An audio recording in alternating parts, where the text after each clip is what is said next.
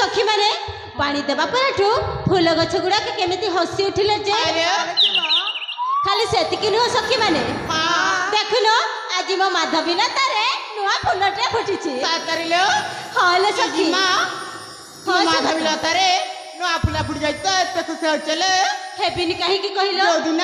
कोन संगा तो जो दिन तुमरा छुआटी हबो से न केते खुशी हबले जिमा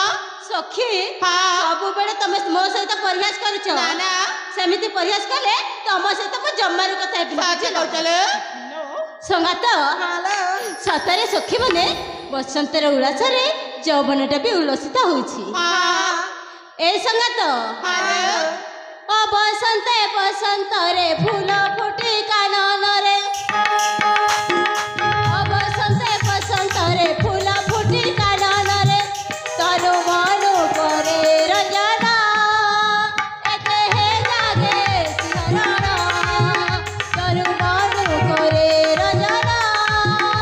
एते हे जागे सिहरण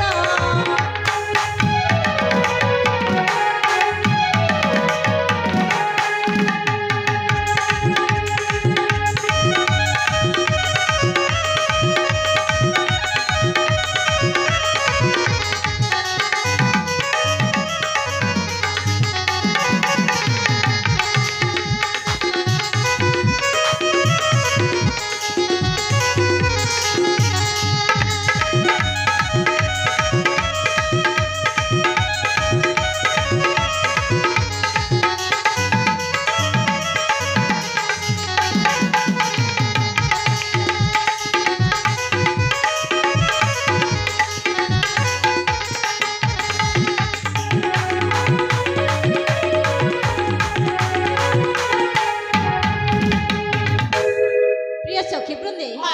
शरद चंद्र को जेड़े होती साई जारा आनन अकरम रूप ज्योति हो चांदनी गर्भ कंदन कोण सुरंगी नयन रूप की बानुपमा कोण सुरंगी नयन रूप की बानुपमा बचने धरे बीड़ा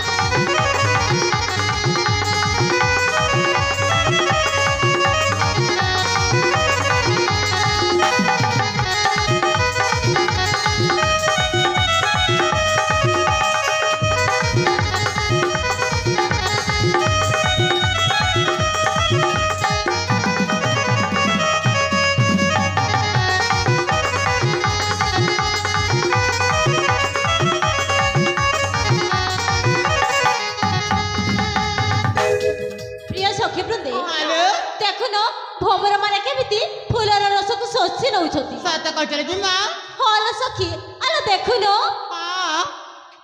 जिमालो हां संगा तो ए फूल और भ्रमर विषय रे किछ कथा छिले फूल भमर भीतर किछ कथा अछि हां सते की संगा तो हालो ताहले खाली कह